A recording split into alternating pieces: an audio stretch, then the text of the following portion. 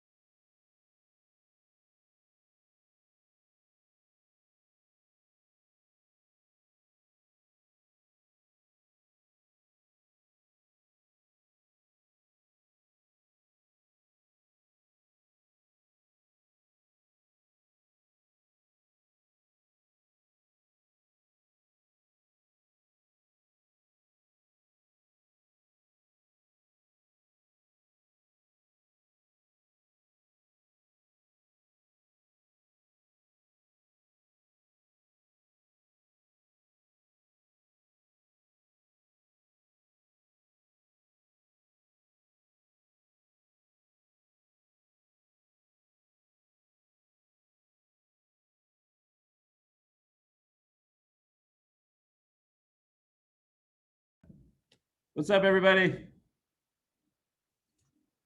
Hello, hello. Sorry I'm late. How are you? Alrighty, so we did actually number 10 yesterday, so we're going to do number 11 today. But did anybody make any calls the last couple of days since Monday? Any particular leads? Anyone? Made 5 calls, but I only got in touch with one person. Nothing Nice. exciting yet. Part of the process. Hold on. Let me connect console. No, I don't want that. Here we go.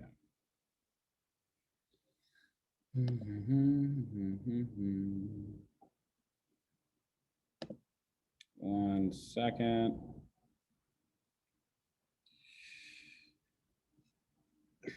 Okay, so we did negotiate the deal last class.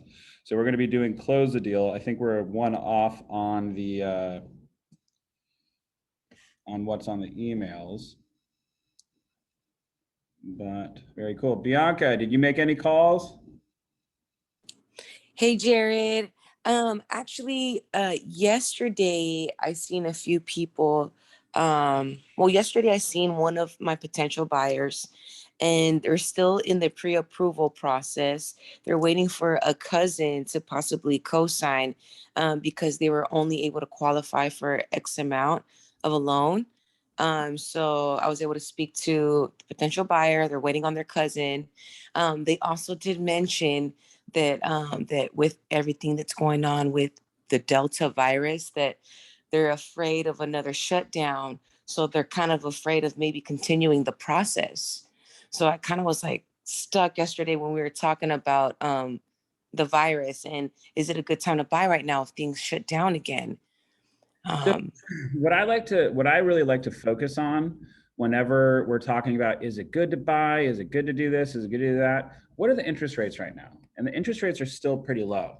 And that's what they really should be focusing on.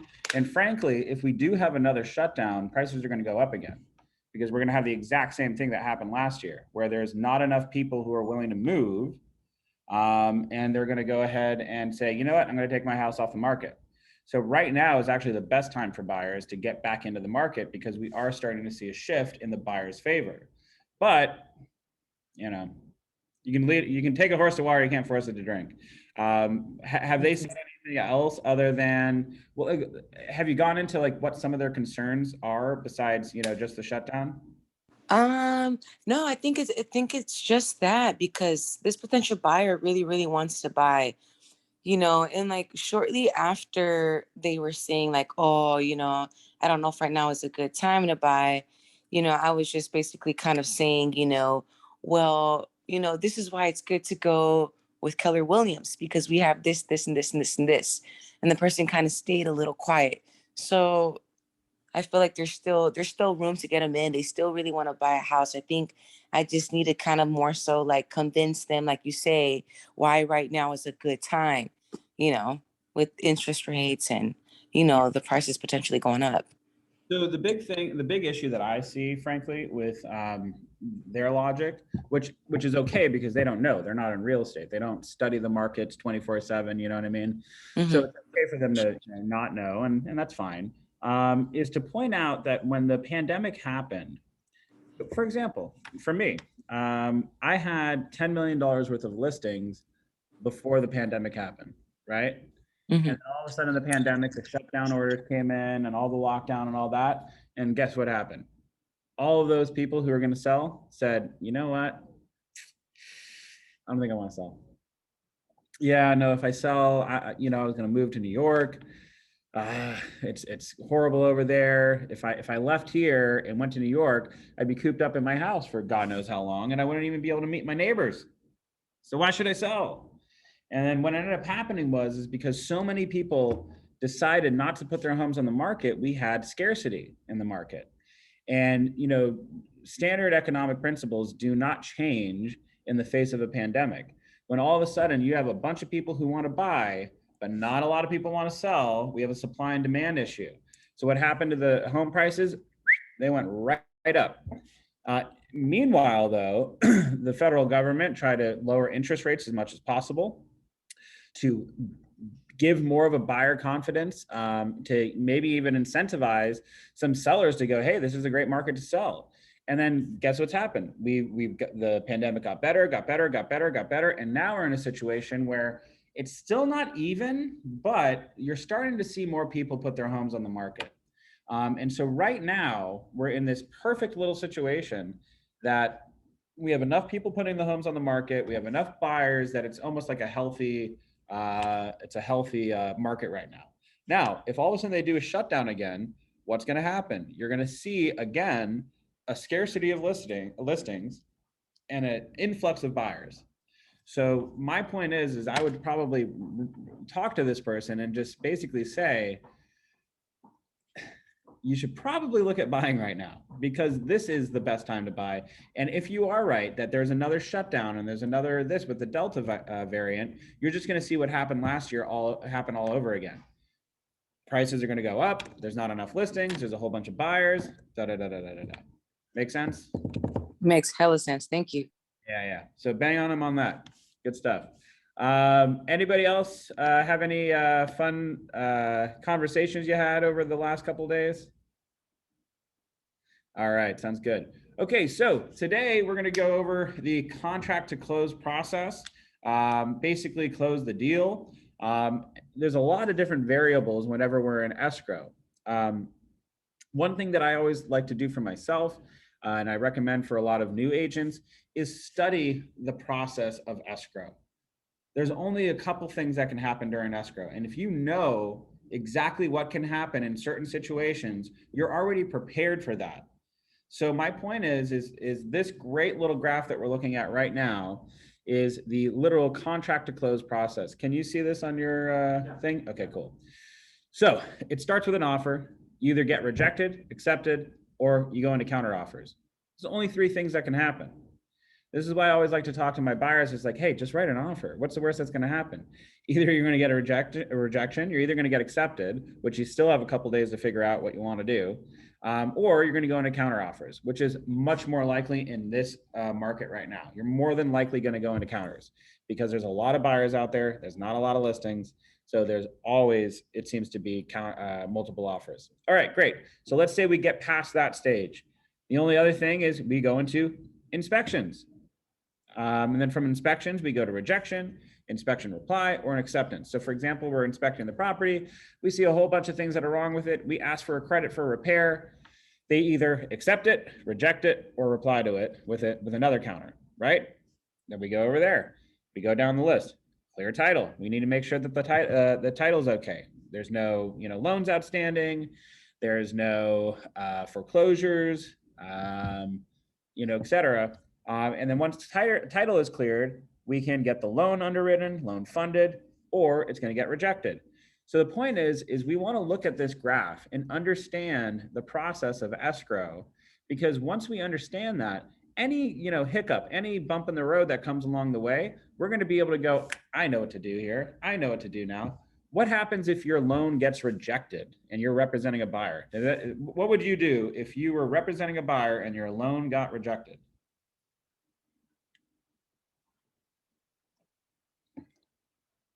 Anybody? Did you try different sources? Bingo. That's what I'm talking about. Yeah, we don't give up. We just recommend, hey, I got another lender. Maybe they have another program. A lot of times people will go to their banking institution, such as Wells Fargo, Bank of America, and they only have so many available options for them because that's just what they have. They just have this standard conventional loan and that's it. However, if you go to a private lender or a mortgage broker, you might find that they have multiple programs that they can offer. So the point is if God forbid something happened, you can always go to another lender and see if they have a program that could fit their specific need. They could even go to a hard money loan. I typically don't recommend that. Some people are okay with that because they know it's a fixer and they plan on fixing it up. So they might buy it with a hard money loan, fix it up, and then go ahead and refi with a conventional. If that's their hustle, good for them. But anyway, so the point is we want to know the contract to close process. Okay, if I can have Felipe, can you read steps in the basic contract to close process?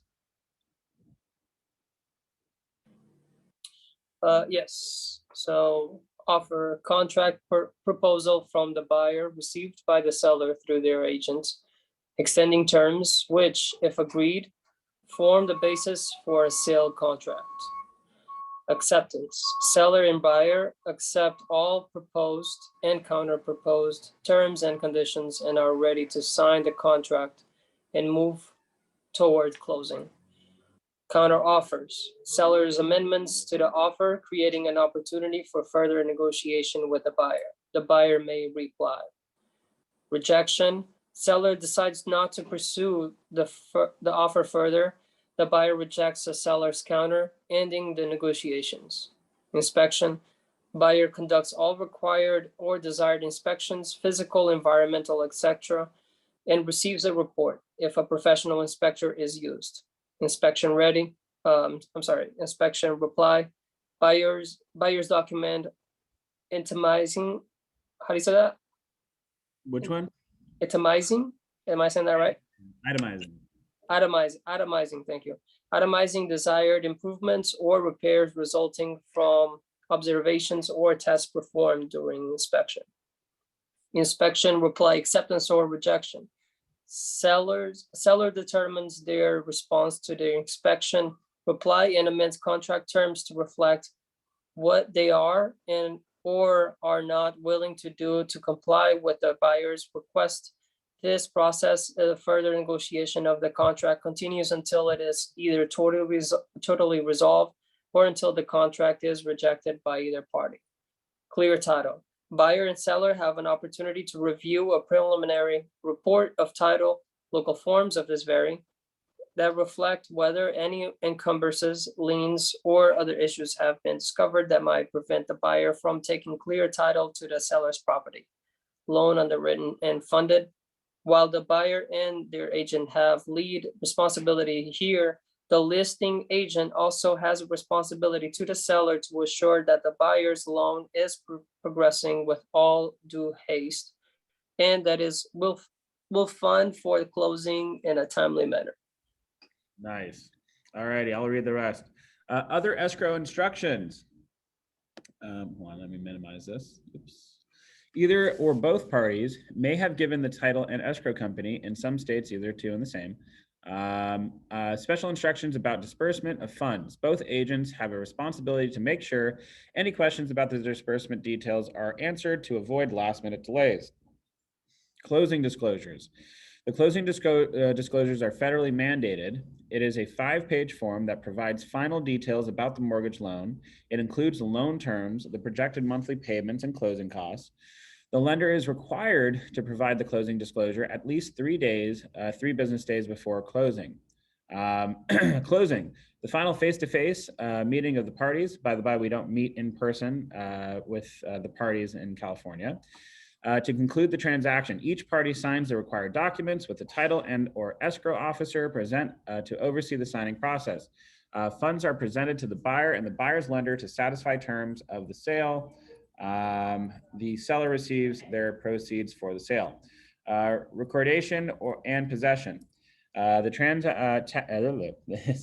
transaction becomes part of the records and local government entity with jurisdiction, and the transaction is complete. The buyer takes possession of the property and the seller has vacated unless a seller carryover or buyer pre-occupancy has been part of the contract. So do we have any questions in this process? Does anything kind of go, oh shit, what? I don't know how to do that. Or are there any things that you want to talk about that little process right there?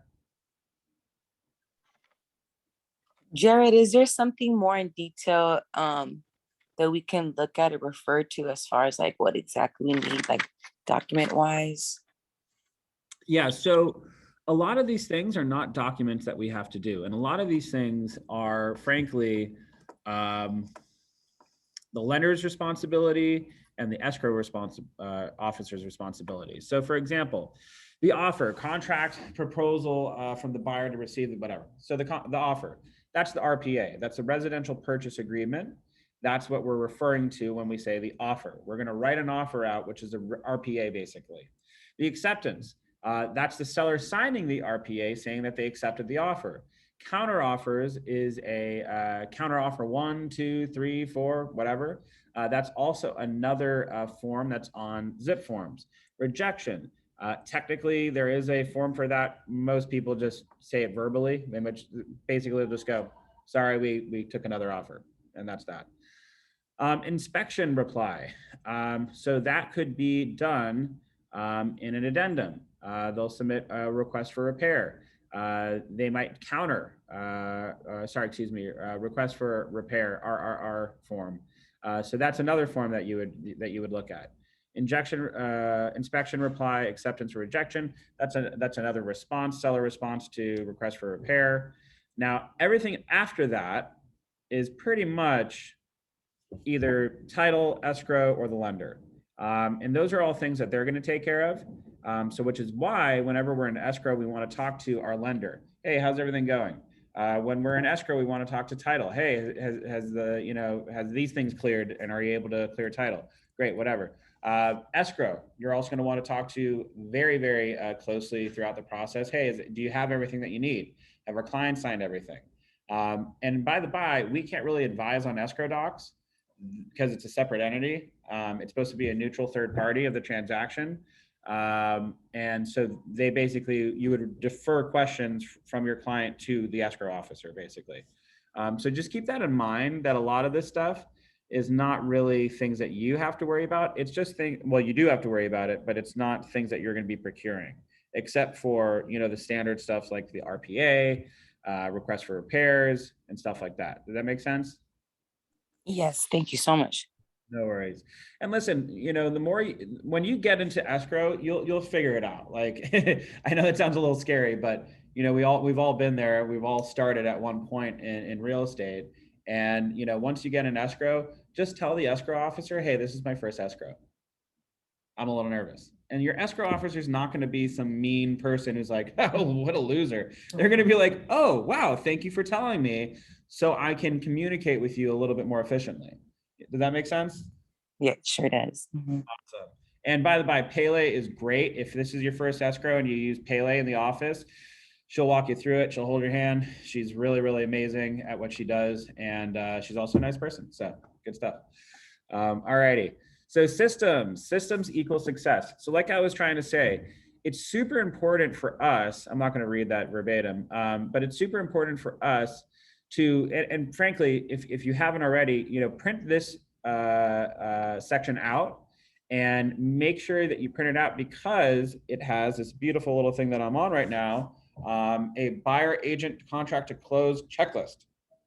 So if you ever have a question or you're a little confused of the process, print this page out and it'll give you a really good guideline of what you need to do throughout the entire process. Also, if you use a transaction coordinator, which I highly recommend doing, costs about $400. It can be taken out of closing costs of the escrow.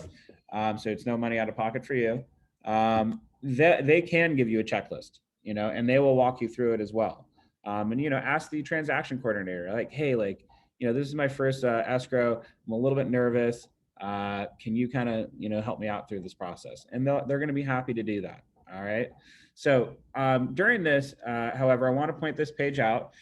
To be really efficient as an agent, it's best to understand the process as much as possible. So this is a great start. And that way you can kind of create a system. So it's almost like a flow chart. It's like, when this happens, then this happens. When this happens, then this happens. So the next step in the process throughout the way. You have 10 days, let's say, for example, or, what is it on standard on Zip Forms? I think it's, I say it's like 18 days or something like that. Anyway, I always do a 10-day inspection period just to make it a little bit more, tangible or a little juicier for the seller to look at. But anyway, let's say you have a 10-day inspection period. What do you have to do at that point? Get the house inspected. That simple. You get all the service people, you get them in, they inspect it. all that fun stuff. And then once that happens, what happens after you inspect the property? Reports. So we're going to review the reports with our clients, right? Let's say they find, oh my gosh, there's all the electrical is, you know, hook and wire, like cloth covered wiring. It's just horrible. Nothing is, you know, grounded, whatever. Great. So we have to redo the electrical. What would we do in that situation?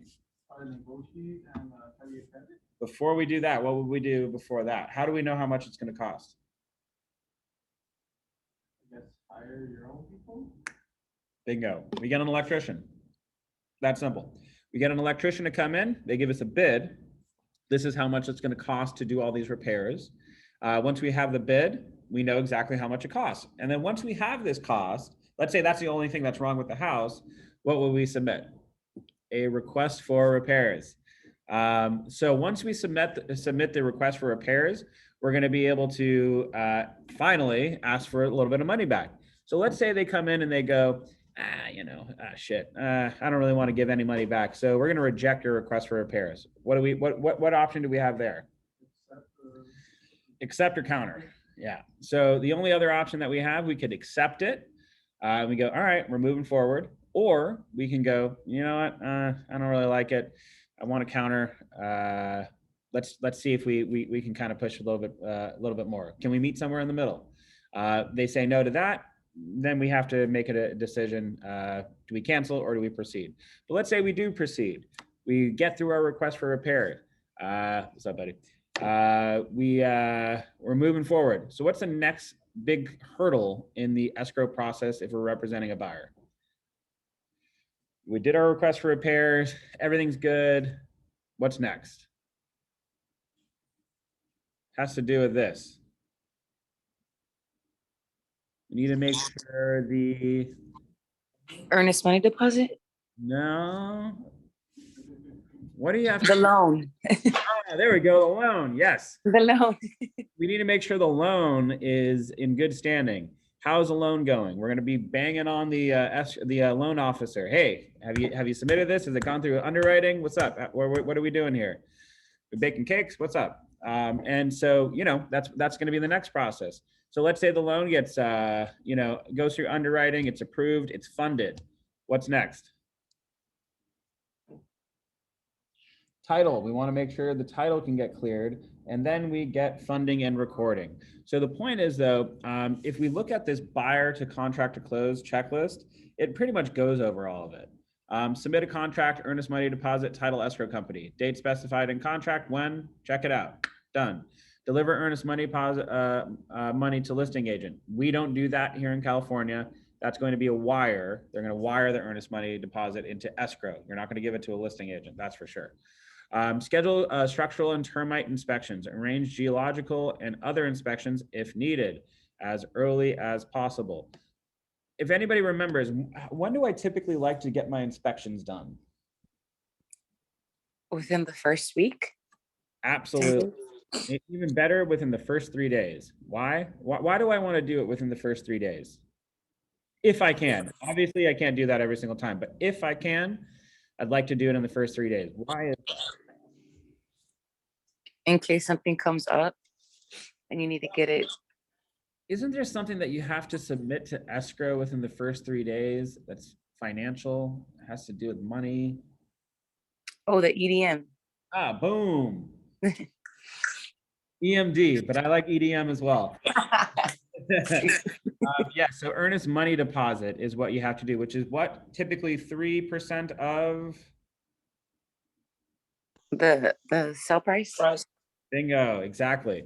So if I'm able to get my inspectors in within the first 3 days of having to put in our earnest money deposit, if they found something horrible, just the whole place is fucking falling apart.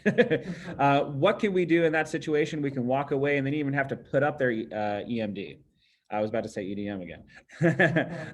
So in that situation, you're actually doing your client a service by, not even having to put up earnest money deposit, which, there really is no risk really to put up earnest money deposit, because in the contract, it basically states you can walk away for any reason during the inspection period.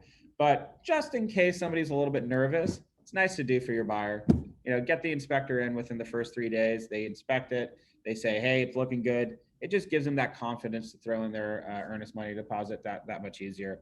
Or God forbid, something's really horrible with the property. You have an option to just walk away, and nothing's the difference. Anyway, schedule structural great. Obtain loan approval and writing. This is something that should be done well in advance of even writing an offer, especially in California. Negotiate repairs and treatments. After inspections, use the attachment to request repairs and treatments. If there is a contingency period, this should be done before the dates in the contract. Yeah. Schedule surveys if necessary. Schedule appraisal. That's going to be ordered by does anybody know who does appraisal? Lender. Boom, I love it. Your loan officer, they're going to order that for you. So good stuff. But you want to get on top of your lender and be like, hey, did you order it? Come on, what's up? What's going on? So want to get on that as soon as possible. Schedule closing appointments if necessary. Final walkthrough, coordinate move-in dates, confirm that the loan will fund on time, et cetera, et cetera, et cetera. So these are really important. So this is also on the next page is a listing agent contract to close checklist. So again, I highly recommend everybody who's on this call, anybody who's listening in, to go on to KW Connect, go in the KWU section, go into the Ignite, and go into this session, which is number 11, and print it out just so you can have this page. Or if you're on it right now, I can go ahead and put it on the chat box. Hold on. And you can go ahead and do that right now.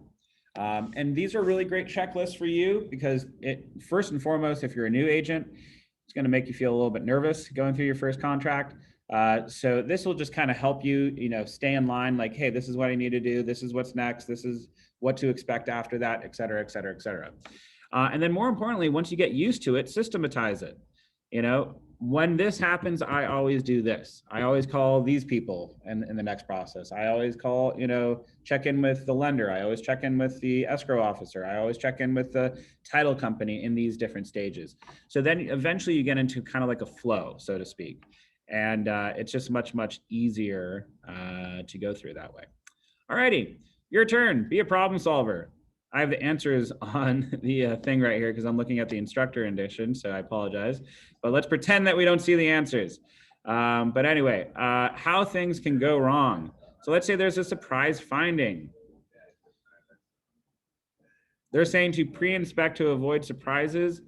A little bit rare in this market, not gonna lie.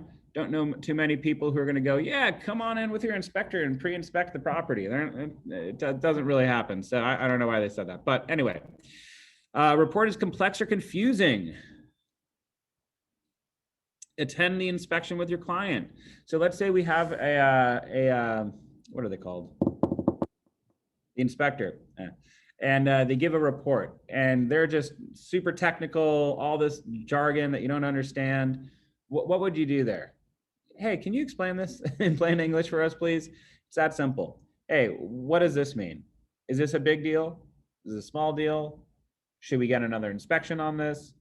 What's your recommendation? So definitely do that. Costs and who pays. Pre-negotiate limits on inspection related costs. So there are limits on inspection costs, et cetera, et cetera. I think that they're referring to credits. That's the only thing I can imagine that they're referring to on this. But let's say, for example, it's 10% of the purchase price. Is that okay to ask for that much credit back if you have a loan? No, it's like 3 to 5% of the purchase price or something like that. So you want to talk with your lender. Hey, how much can we ask off of the purchase price? Make sense? So you want to have that conversation with the lender. Timetable for repairs. Select and supervise preferred vendors. So a timetable for repairs. This is kind of tricky. In this market, for some reason, even though there's not a lot of listings, there's a lot of escrows, which is kind of surprising. It's a weird kind of microcosm of an economy that we're going through right now. There's a big boom in real estate. So a lot of service providers are very, very busy.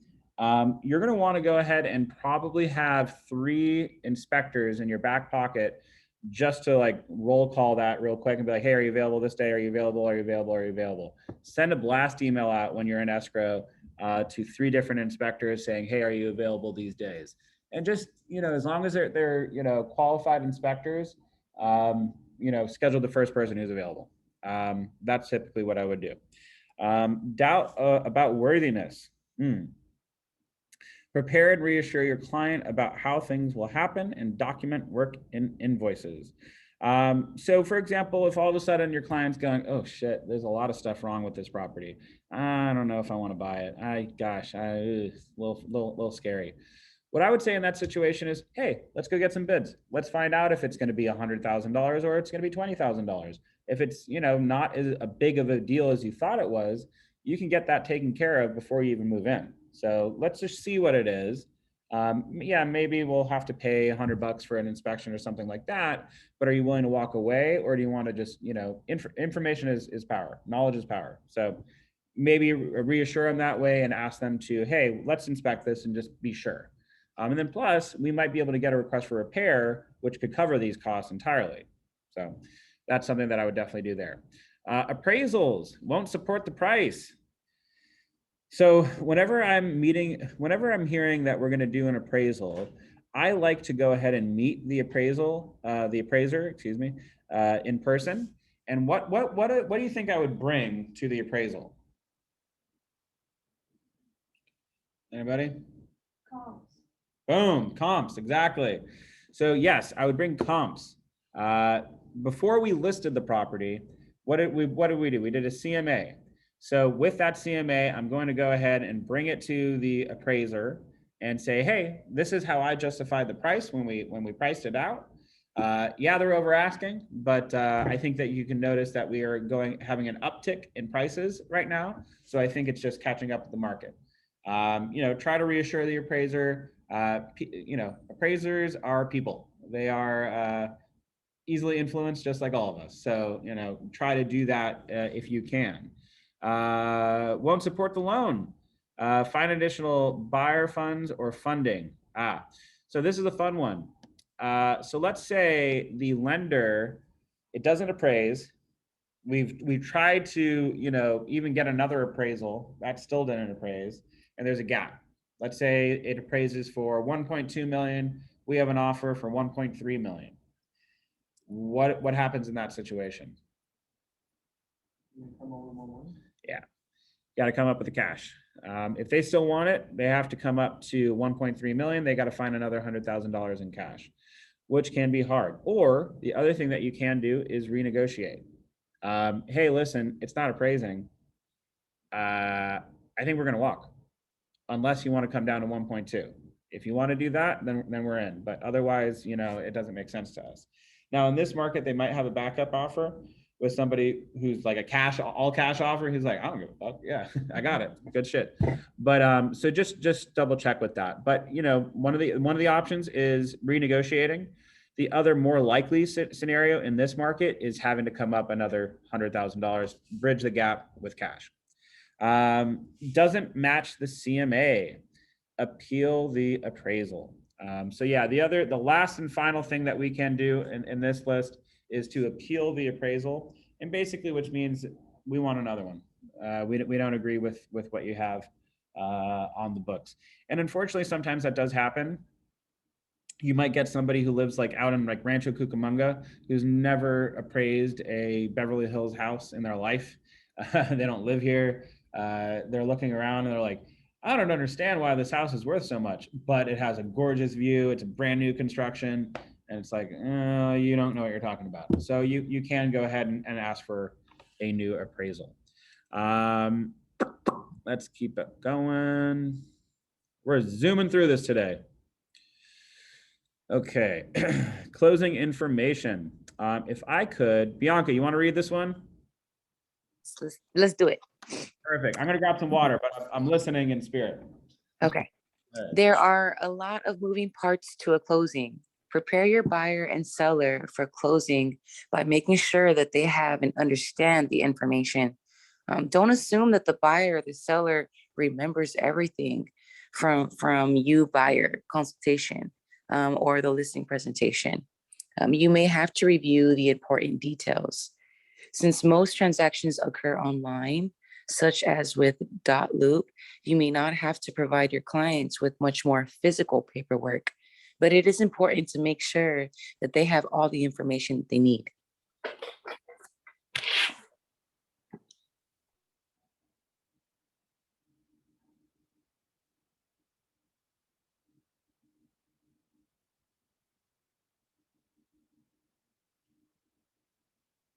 Oh, that was a quick one. My bad. Awesome. Sorry about that. I wanted to grab some water. Okay, so good stuff. Very cool.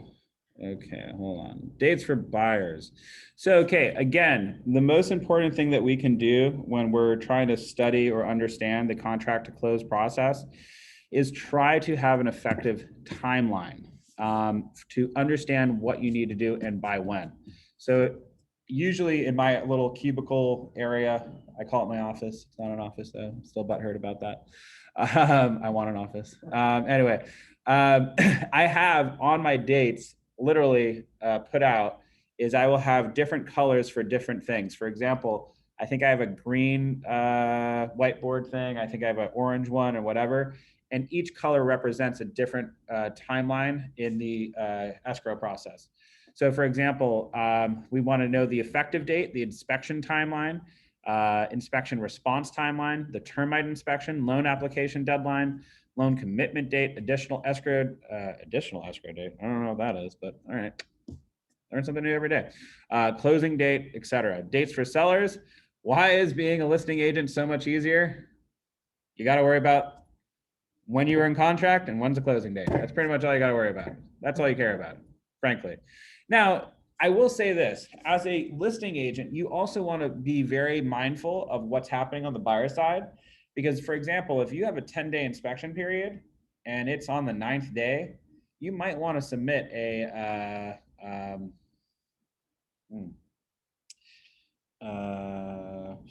notice to perform. Basically what that is basically saying, if you don't remove this contingency by this date, we have every right in our arsenal to cancel the deal, to say we're moving on to another buyer.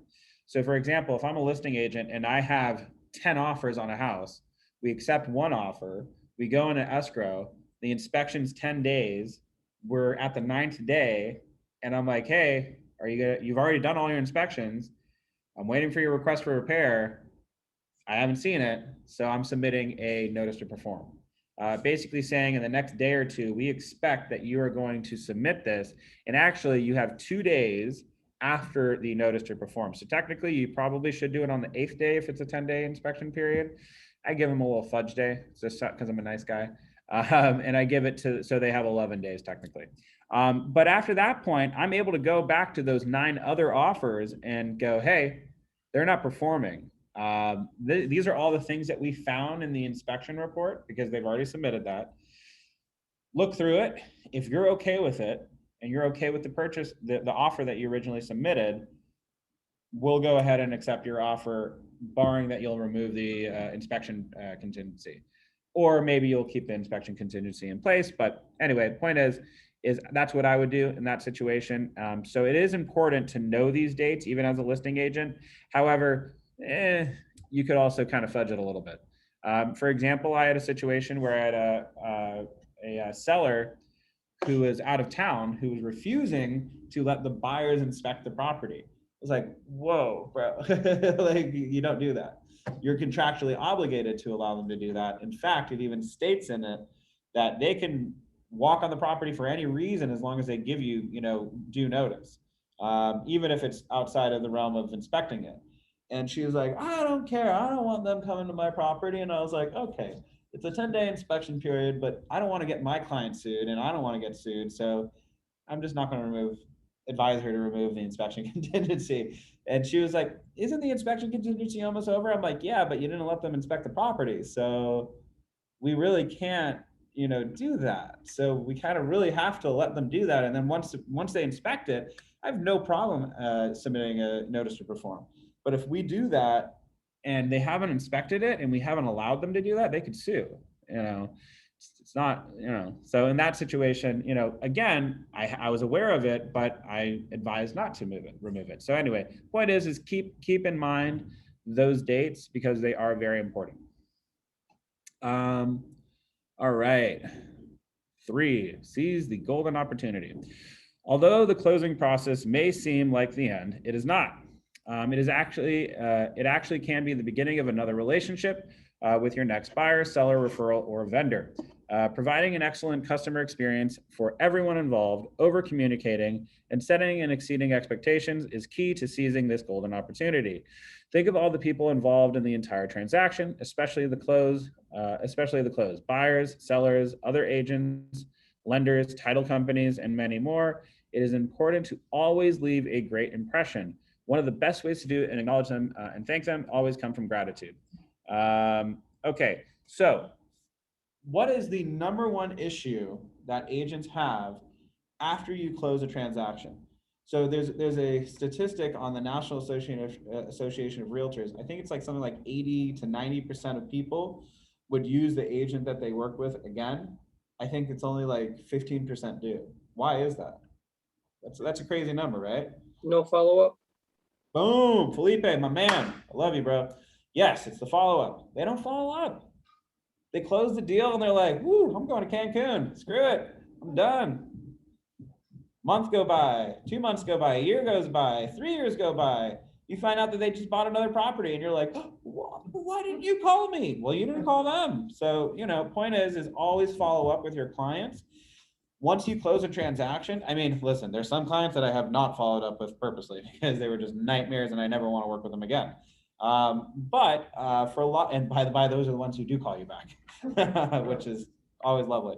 But the most important thing is once you close a transaction, you just gave somebody their dream. They've been dreaming for this house forever. They finally got it.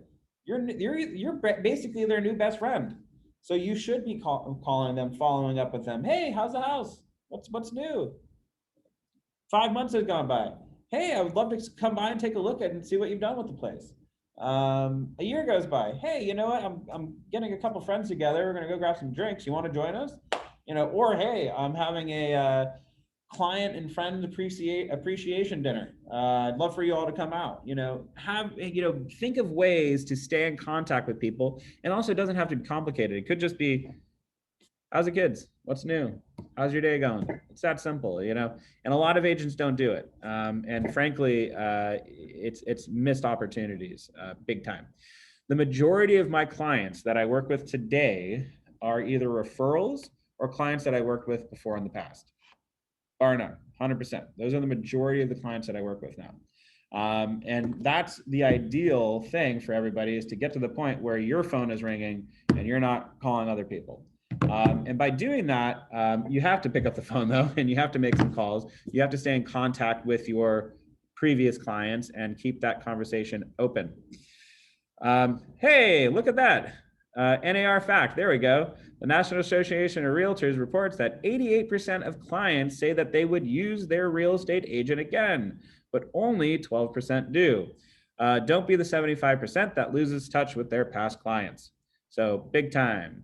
One of the big things that we can do is put them on a touch program or a drip campaign, which meaning, you have emails that automatically send out to these people. You're staying in contact with them. And that way you don't even have to worry about it. It's kind of automated. It could just be like neighborhood updates, what's selling in the neighborhood, stuff like that. So very important. All right. Another thing that the book recommends that you do is send a customer satisfaction survey where it's basically asking them to rate your performance. It also says, what did I do well? This serves a couple things. One, anything that they write into that, you can copy and paste it and post it onto your Instagram and say, look at this amazing review I got. Also, it's good to just do a little bit of inventory on how am I performing? How are we performing? maybe I could work on something a little bit more. Maybe I could do this better. Sometimes it's not comfortable, but looking in the mirror and going, I probably should work on this. It's really, really important to do. So good stuff. Let's see. Customer service focus. Yeah, so this goes back, kind of goes into it a little bit deeper. Ask them for feedback on your service from all parties involved. Send them a handwritten thank you note as well as a gift. So for example, you can send movie tickets, gift baskets, gift certificates, something that you know that they will need in their home. For example, they have, what's it called? It's called Cutco. You can get like a cutting board or like some knives, has like your, info engraved on it. Yeah, interesting little gift. But you know what? Everybody needs knives. Everybody needs a cutting board. So yeah, why not? Looks nice too. It's pretty nifty. You can get that. If they're relocating, something related to the new city that they're moving to, a guide, tickets to a local attraction, etc. For example, I think it's the Gucci store or whatever, somewhere over here. They have like a really in-depth guide to Beverly Hills and Los Angeles that looks super, super tricked out. It's like gold leaf paper and all this kind of stuff. And it's like, you have like your own little personal concierge. So if you have somebody who's moving out of state, I think it's like $50 or something like that, but it looks great. You can put it right on a coffee table. Like people will walk in and be like, oh, that's Gucci. Oh my God. Like, so it's good. Like, it's definitely like something that looks really nice and it's useful, especially if they're new to the city. And believe me, they'll be very appreciative of that. Okay. Your turn. Tokens of appreciation. Oh, we only have like 9 pages left. Yay. Just kidding. I love doing this. Your turn. Tokens of appreciation. In the space provided below, write as many thank you gift ideas as you can. So obviously they're in red. There are a couple things already listed. So let's ignore that. So what are some thank you gifts that we can think of that we can give our clients? Let's ask people who are in the class first, and then we'll go to people on the call. So anyway, what are you thinking? Huh? Wine. Yes, unless they are a recovering alcoholic. So ask them before, do you drink? No, I don't. Okay, not gonna get you wine. Sounds good. And if they are an alcoholic, then definitely give them wine. Do you have anything that you could think of? I would say like any appliance that they would use. Any appliance? Yeah, like a microwave or. Maybe, yeah. You never know, like something. Yeah, and you know what? If you miss the checkbox on the all refrigerator, stoves, dishwashers, etc., you might be buying them a new appliance anyway. So there you go. So I've done that before, by the way. Learn from me. Don't do that.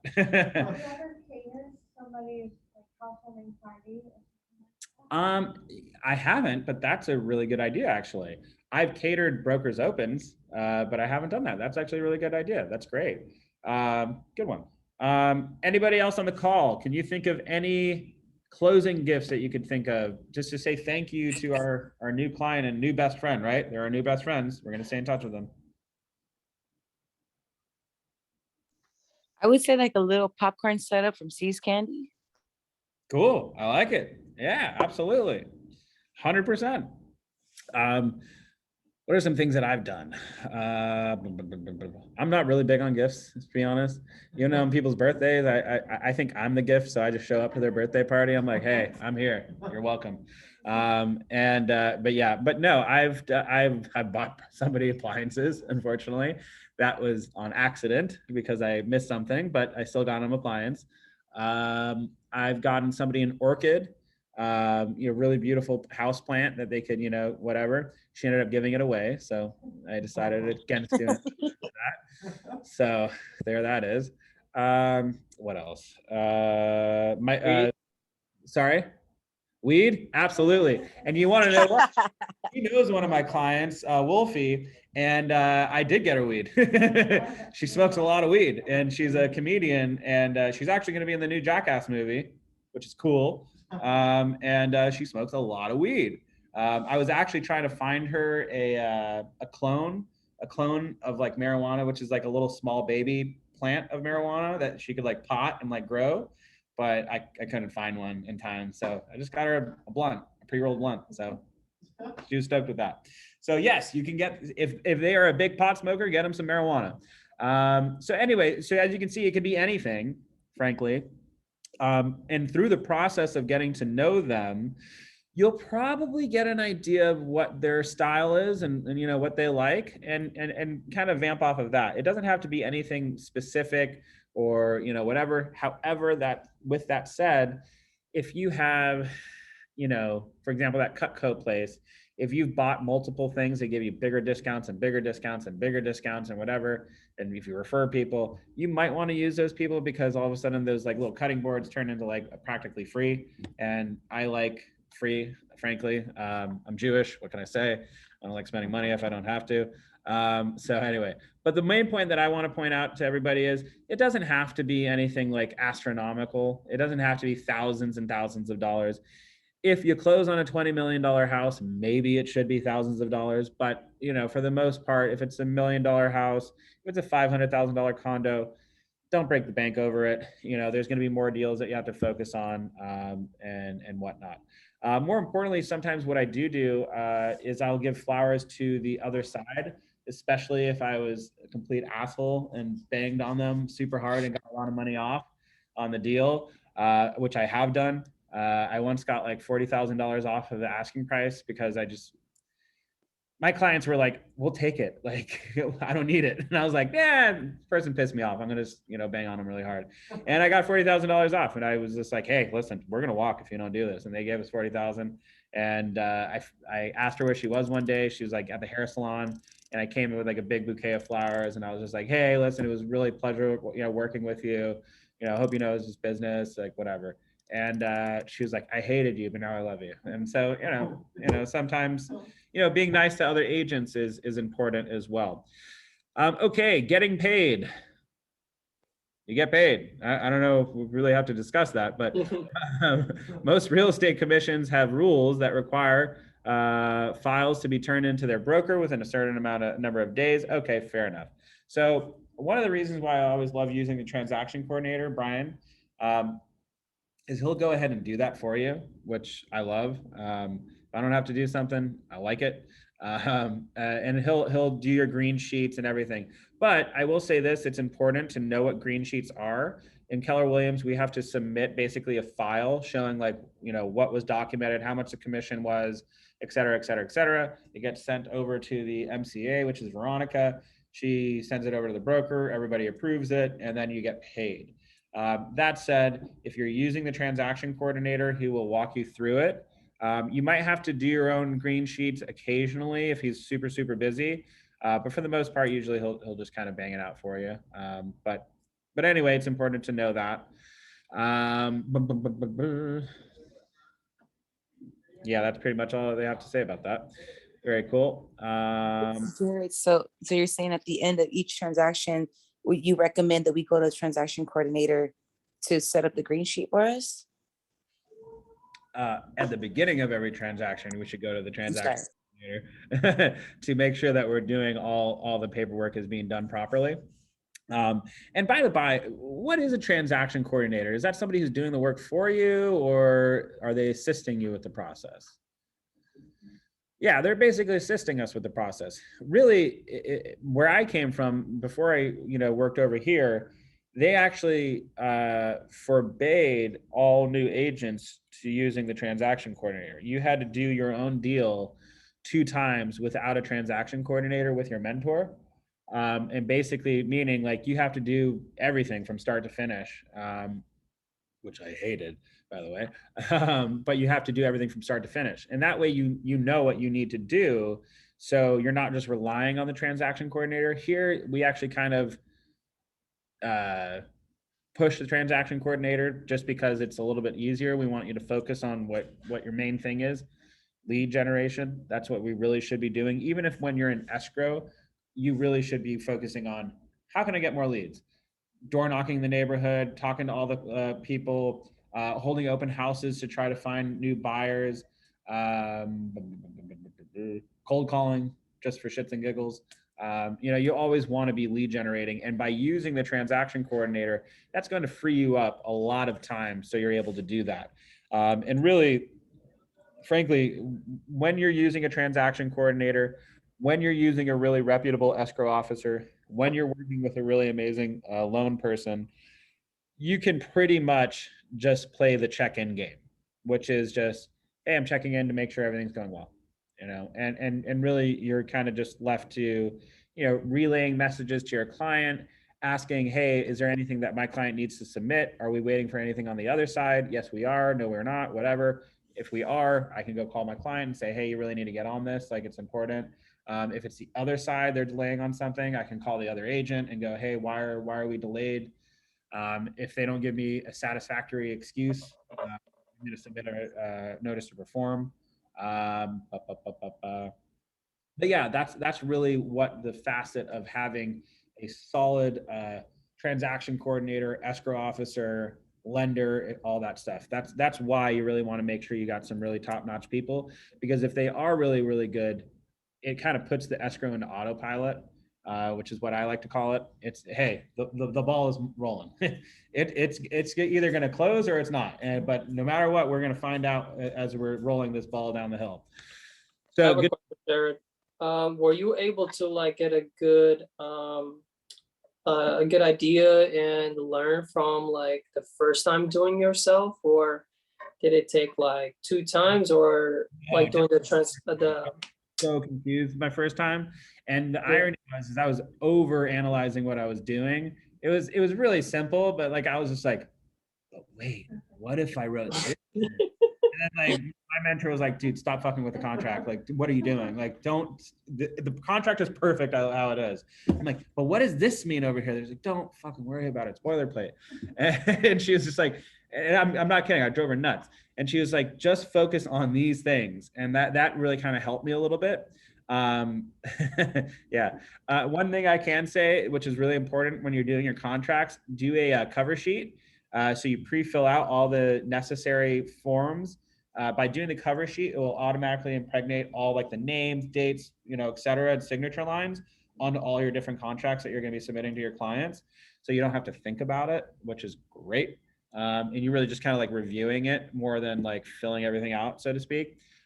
There are things that you really need to focus on when you're filling out RPA, making sure that you check all dishwashers, you know, appliances, et cetera, come with the house. Otherwise, you're going to pay for it. I have. What else? You want to make sure that they're signing the arbitration.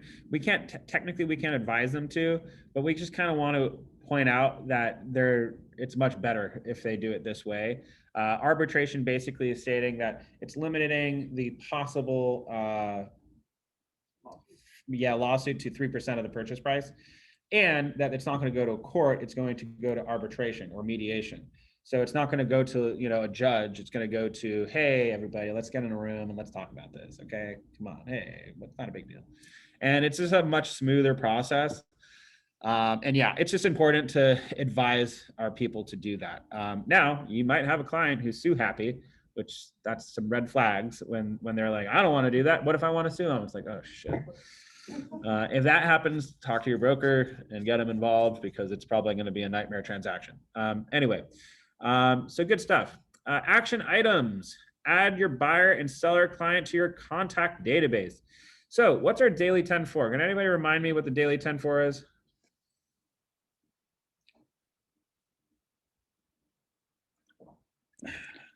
damn, Reach out to 10 people. Boom. Contact 10 people. What else? 10 notes. 10 handwritten notes, text messages, or emails. Love it. What else? Adding 10. To the database. Boom. Bianca got it. So yeah, we want to make sure that we're doing our daily 10-4. How many times? Daily. Every single day. We want to be doing our daily 10-4. And it's right over here. Action items. Add your buyer or seller or client to your contact database. Super important. So yeah, it's not just contacting people, calling people, whatever.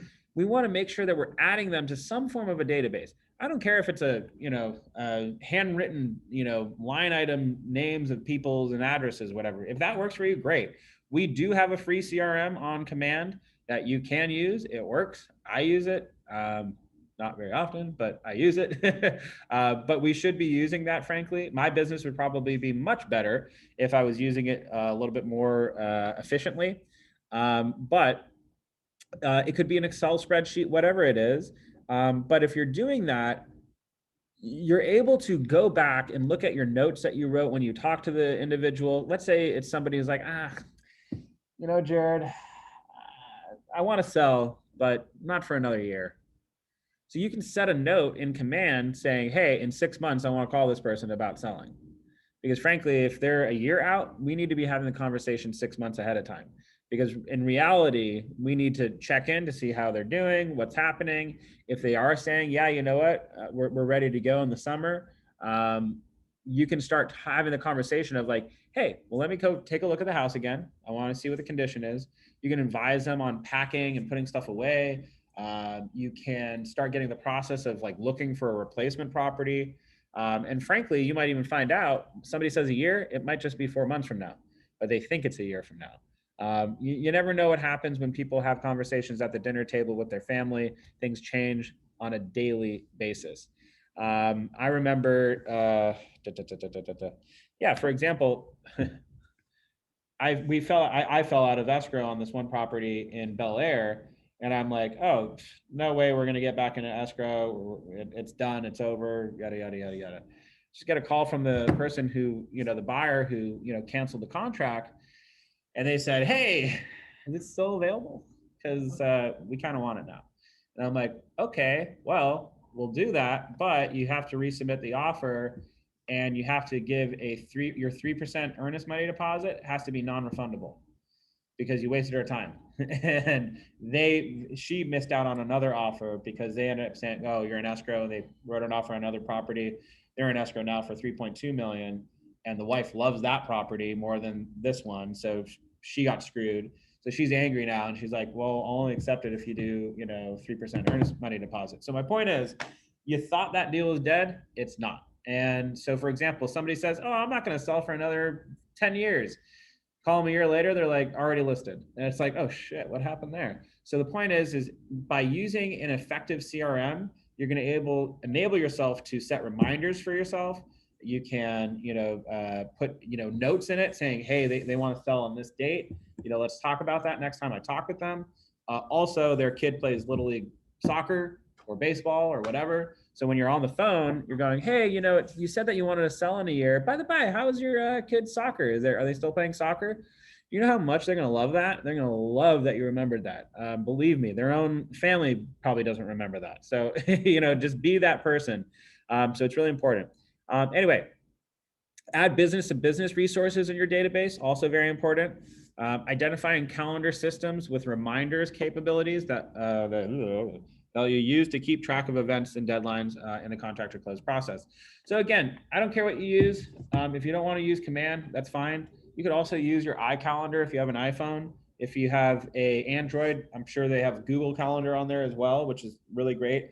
I have a Microsoft computer, so I frankly use Google Calendar on my iPhone because it talks with my computer. I use that more than my own CRM, frankly, because it just works for me.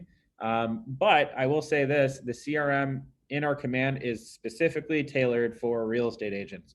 So I highly recommend looking at that. Admittedly, I'm lazy. I need to give myself more time to learn the system myself. But I will tell you this, some of the top producing agents in our office, they pretty much all use it. And they're kicking my butt as far as sales goes. So that's some food for thought. So it's definitely worth your while to do that. I always make an excuse that they have an assistant and I don't, but anyway. Moving forward. Okay, so that's pretty much the end of today's class. Super, super quick one. Do we have any questions in the close the deal, contract to close process? Or just questions in general regarding real estate?